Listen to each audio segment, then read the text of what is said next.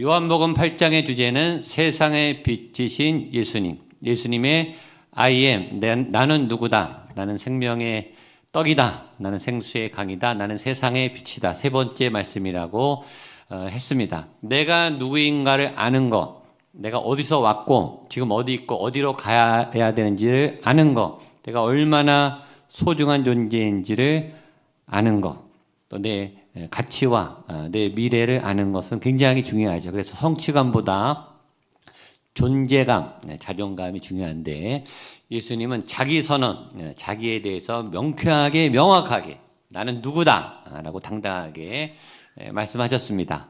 그 예수님을 닮아가면 여러분도 자기 고백과 자기 선언을 할 수 있습니다.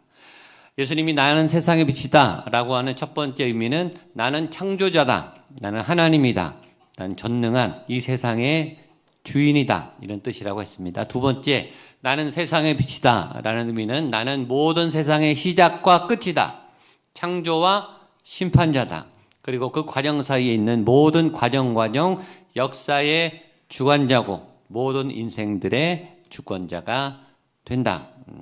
모든 일이 우연이 아니라 하나님의 치밀한 계획과 정확한 섭리하심에서 진행된다.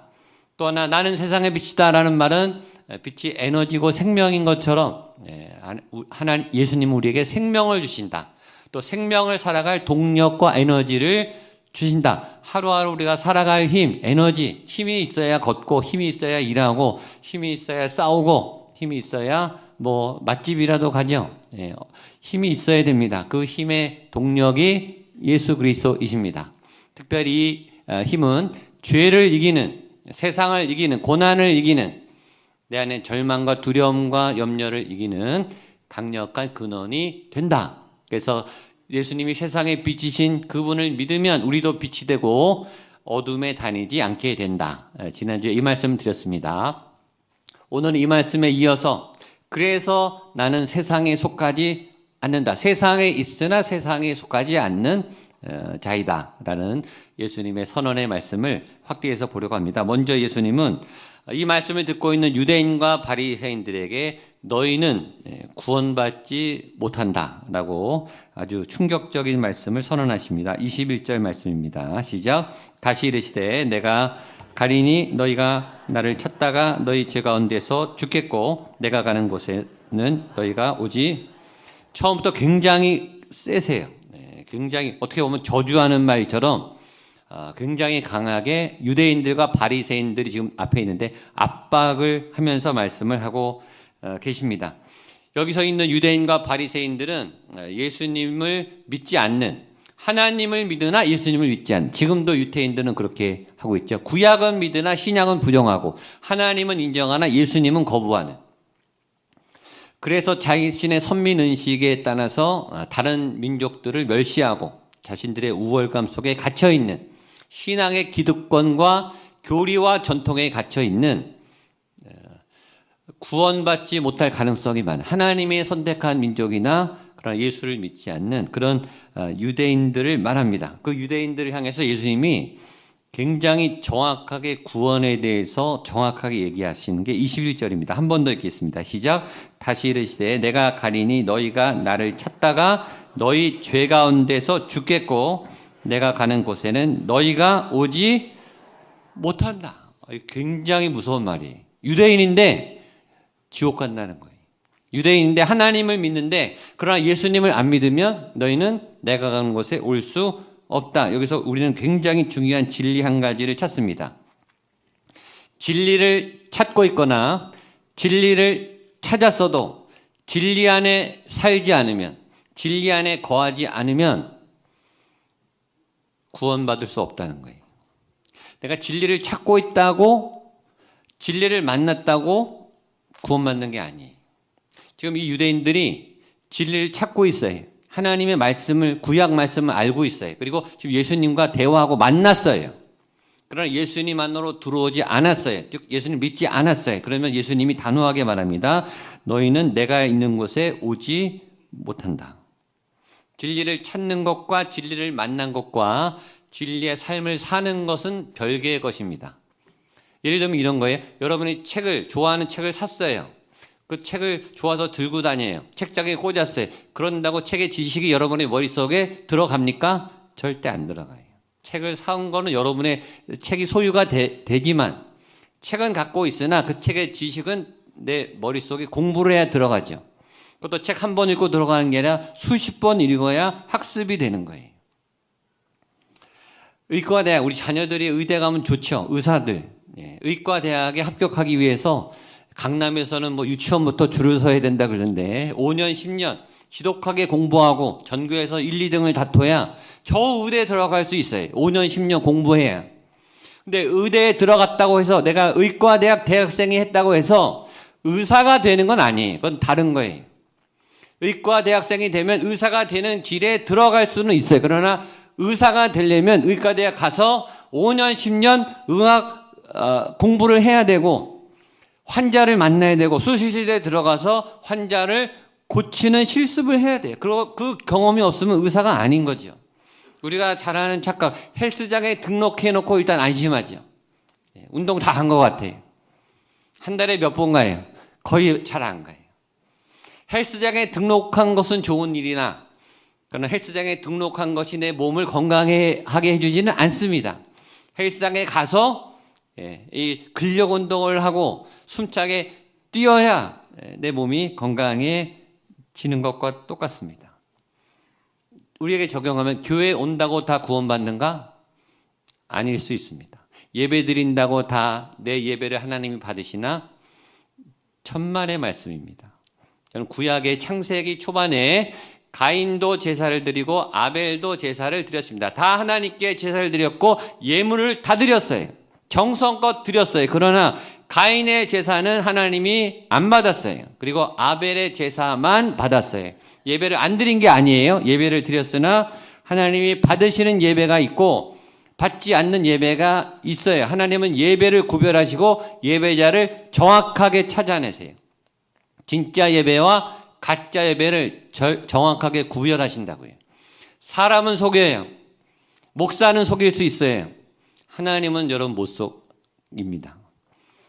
설교도 옛날에 구약에 선지자 예언자들이 있었는데 다 설교했죠. 하나님의 말씀을 가르치고 하나님을 믿으라고 했는데 하나님이 예레미야 14장에 이런 경고를 하셨습니다. 같이 보겠습니다. 시작. 여호와께서 내게 이르시되 선지자들이 내 이름으로 거짓 예언을 하도다. 나는 그들을 보내지 아니하였고 명령하거나 이르지 아니하였거늘 그들이 거짓 계시와 점술과 헛된 것과 자기 마음의 거짓으로 너희에게 예언하도다. 말씀을 전했지만 하나님의 이름을 말하지만 거짓 선지자가 있으니 그 말을 듣지 말아라.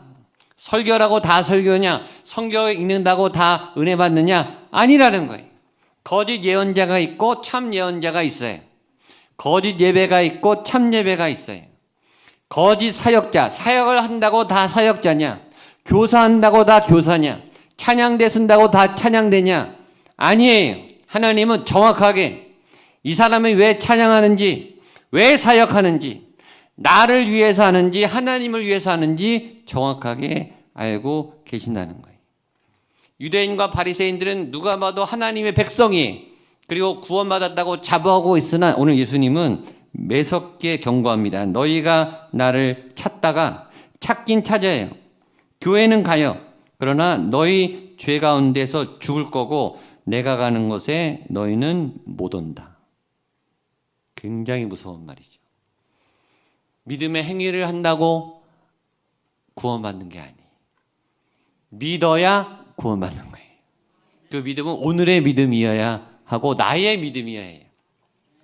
아내 따라 남편 따라 천국 가는 게 아니라 내가 믿어야 돼요.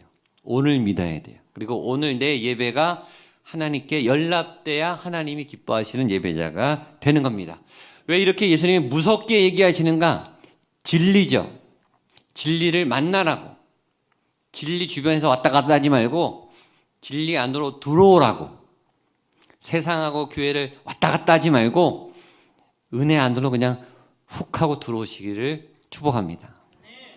이 중요한 말을 예수님이 너무 중요하니까 세게 말하셨어요. 근데 그 바로 앞에서 유대인들이 듣고 있었는데, 자, 대답을 23절에 합니다. 알아들었을까요? 못 알아들었을까요? 예, 어떻게 아셨어요? 못 알아듣습니다. 22절입니다. 시작.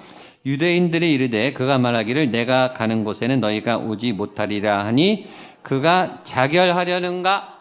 이런 엉뚱한 생각을 하고 있는 거예요. 예수님의 얘기를 듣고 예수를 믿어야 되겠다. 구원받아야 되겠다. 정신 차리고 진리 안에 거해야 되겠다. 그러면 얼마나 좋겠어요. 근데 뭐라고 대답하냐면 그럼 예수님이 자살하려고 하는가? 이 말도 안 되잖아요. 이게 동문서답을 하는 거예요. 왜 이런 대답이 나올까요? 딴 생각하고 있으니까. 예수님 앞에 와 있고 예수님의 진리를 듣고 있으면서 자기 종교, 자기 신념, 자기 종교의 틀, 자기 신앙의 확신 안에 갇혀 있으니까 진리가 옆으로 줄줄 새나가면서 대답을 하는데 예수님 자살할래나? 라는 말도 안 되는 엉뚱한 생각을 하는 거예요. 마치 니고데모처럼. 니고데모가 바리새인 중에 바리새인이고 유대인 중에 선생 중에 선생이라 당시의 최고의 지성이에요. 그 사람보다 말씀을 잘하는 사람이 없었어요. 설교하면 사람들이 다 감동받는 사람이었어요. 말씀을 가르치는 랍비 중에 랍비예요. 근데 밤에 예수님이 찾아왔는데 예수님이 첫 마디부터 거듭남에 대해서 물어보는데 하나도 못 알아들어요. 예수님한테 혼나죠. 넌 유대인의 선생이라고 하면서 왜 거듭남, 이 믿음의 기초도 모르느냐? 라고 혼납니다. 지금 똑같아요. 예수님은 영적인 얘기를 하고 본질적인 얘기를 하시고 구원과 믿음에 대해서 얘기를 하시는데 유대인들은 이 몇백 년 동안 갇혀있던 종교의 틀, 율법, 뭘 했느냐 안 했느냐 여기에 갇혀서 예수님의 말을 전혀 못 알아듣고 엉뚱한 반응이 나오는 거예요. 오늘 설교를 똑같이 다 듣지 않아요? 여러분 똑같이 다 알아듣는 줄 아세요? 그런 것처럼 보이지만 다 다르게 아마 해석할 거예요. 여러분들이 믿음의 말씀으로 받아들이게 되기를 축복합니다. 기왕 예수님이 얘기하신 김에 이 얘기를 심오하게 한 단계 더 나가서 합니다. 23절 말씀입니다. 시작. 예수께서 이르시되 너희는 아래에서 났고 너희는 세상에 속하였고 나는 이 세상에 속하지 아니하였느냐. 잠깐 흘린 말인데 여기 굉장히 중요한 진리가 담겨 있어요. 사실 이 부분만 설교해도 몇 주는 할 수 있어요. 예수님이 잠깐 두 세계에 대해서 얘기하는 거예요. 너희는 아래에서 태어났고 나는 위에서 왔다. 너희는 보이는 세계에 살지만 이 세상에 속했지만 나는 이 세상에 있으나 이 세상에 속하지 않았다. 하나님의 카이로스, 이 땅의 사람과 육의 사람과 영의 사람, 이 두 세계를 하는 거예요. 하나님은 세상에 보이는 세계만 창조하신 게 아니라 보이지 않는 세계에도 창조하셨다. 보인다고 다가 아니다. 그리고 보이는 세계보다 더 본질적이고 강한 세계가 보이지 않는 영적 세계에 있다. 나는 그 세계에서 온 자다. 그리고 이 세상의 질서에 제한되지 않는다. 지금 너희랑 만나고 너희들이 나를 보고 있고 내가 이 세상에 속한 것처럼 보이겠지만 나는 이 세상에도 속했지만 전혀 이 세상의 질서와 법칙과 모든 관념 안에 속하지 않고 이 세상을 초월하는 존재다. 라는 심오한 얘기를 하십니다. 자, 이 말은 우리에게도 적용되는 거예요. 우리는 이 세상에 태어났어요. 이 세상에 속해 있어요. 이 세상에 대한민국의 법과 질서를 따라가야 돼요. 또 우리 생물학적, 물리학적, 화학적 원리와 원칙에 따라 이 세상의 질서에 따라 사계절을 따라가고 또 여러 가지 시간의 흐름과 이 사회 구조에 따라서 영향력을 받아요.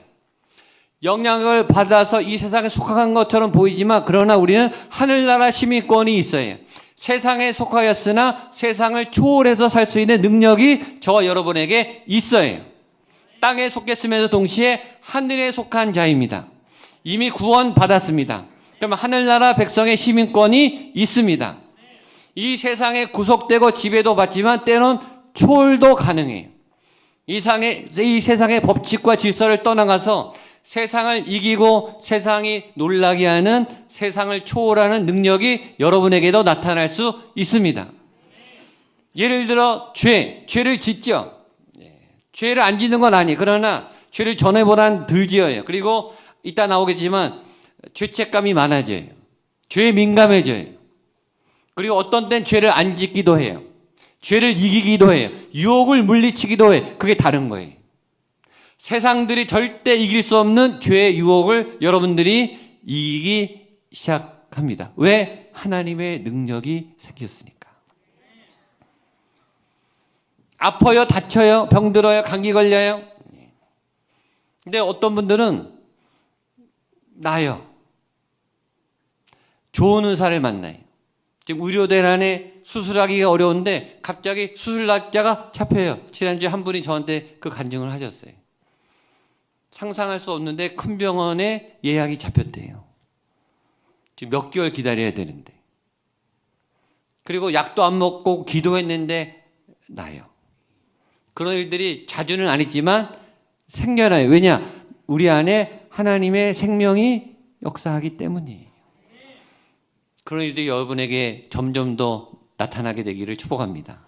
자, 로마서 12장에 보면 굉장히 중요한 말씀이 있는데 로마서 12장 2절입니다. 같이 보겠습니다. 시작. 너희는 이 세대를 본받지 말고 오직 마음을 새롭게 함으로 변화를 받아 선하시고 기뻐하시고 온전하신 뜻이 무엇이니 분별하도록 하라. 여기에 중요한 말이 변화를 받아예요. 따라서 변화를 받아. 변화를 받아. 수동태입니까? 능동태입니까? 수동태입니다. 변화를 내가 하는 거에 변화가 되는 거예요. 변화가 되는 거예요. 은혜 받고 성령 받으면 하나님 만나면 안 변하고 싶어도 바뀌는 거예요. 빛이 오면 어둠은 떠나가는 거예요. 변화가 되는 거예요. 내가 안 바뀌고 싶어도 바뀐다니까요. 은혜 받으면 내 안에 변화가 일어나서 너희는 이 세대를 본받지 말고 이 세상을 본받고 싶지 않아져요. 전에는 세상이 좋았는데 세상이 부러웠는데 부자들, 잘생긴 사람들, 1등하는 사람들, 전문가들, 스페셜리스트들 딱 따라갔어요. 저렇게만 살았으면 좋겠다. 그런데 예수를 믿고 나니까 어떤 가사처럼 부럽지가 않아요. 전혀 부럽지가 않아요. 왜냐하면 그보다 더 큰 걸 만났거든요. 비교할 수 없는 하나님을 만나고 구원을 만나고 천국을 경험하니까 뭐 되면 좋겠지만 안 돼도 별로 아쉬울 게 없어요. 또 그 좋다는 것의 그 그림자를 또 알게 돼요. 세상이 좋다는 거는 다 좋지만 않아요.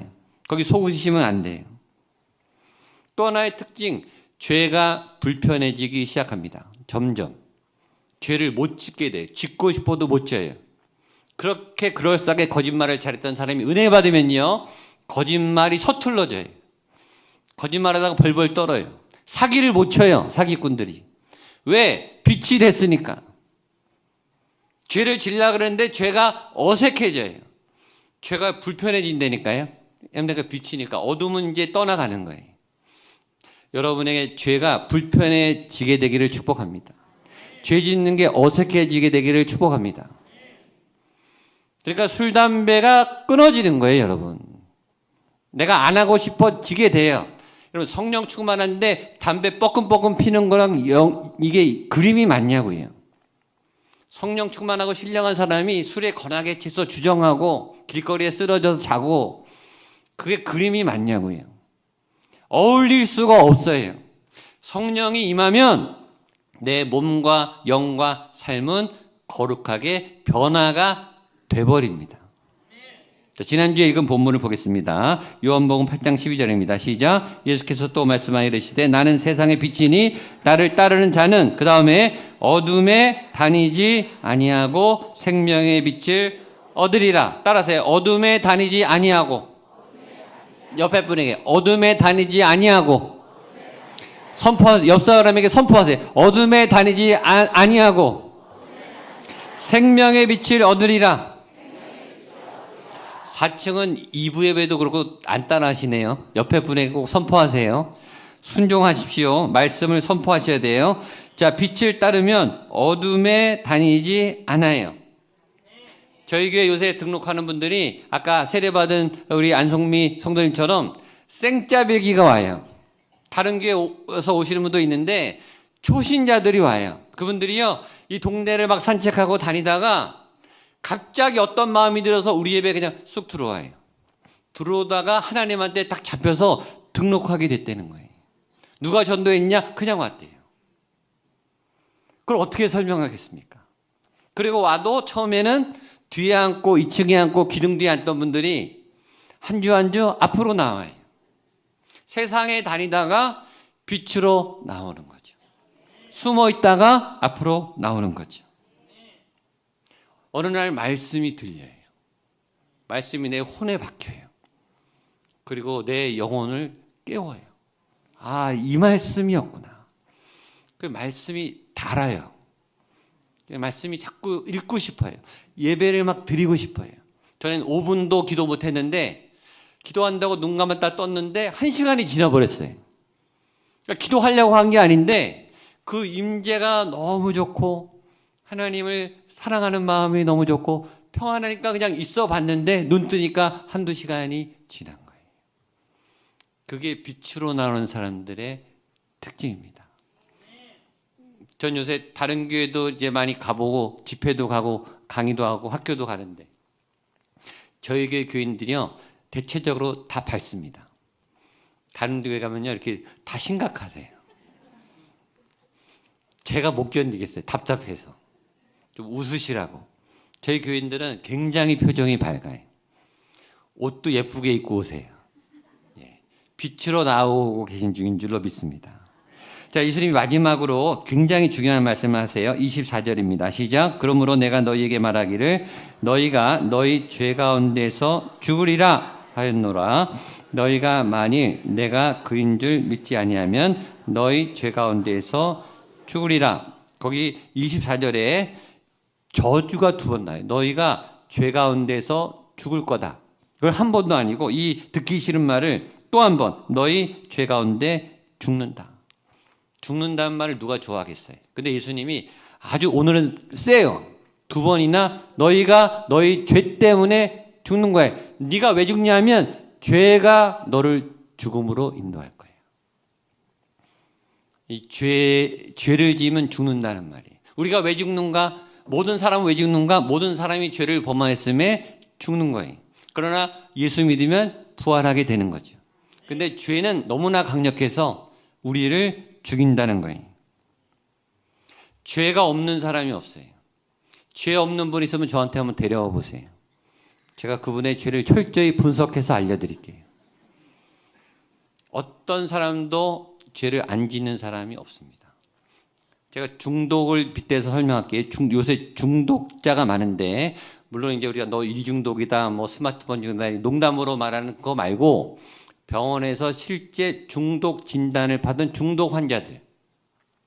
중독이란 진단명 자체가 그 사람의 자구적인 노력, 스스로의 노력으로는 절대로 벗어날 수 없는 심각한 상태의 진단이 중독인 거예요. 그러니까 알코올이나 도박이나 마약이면 의사가 당신 마약 중독입니다. 그러면 아무리 스스로 발버둥치고 노력해도 스스로 마약을 끊을 수 있다 없다? 절대 못 끊는 상태가 중독이에요. 근데 그 중독자들이 왜 치료가 안 되냐면 아니야 나는 내가 결심은 안 해서 그렇지 내가 오늘에도 마음을 먹으면 당장 술을 끊을 수 있어 라고 착각한다는 거예요. 내가 오늘 결심은 안 해서 그렇지 오늘 내가 마음을 굳게 먹으면 내가 아주 야무지게 결단만 하면 오늘이라도 당장 마약 끊을 수 있어 라고 착각해서 안 낫는 거예요. 중독에 빠진 상태 자체는 절대 스스로 자력으로 치료되지 못해요. 그래서 중독 프로그램에 가서 첫 단계가 뭐냐면 중독 프로그램에 오는 사람 모든 사람들에게 첫 단계 치유의 첫 단계가 뭐냐면 나는 중독자입니다 라고 고백시키는 거예요.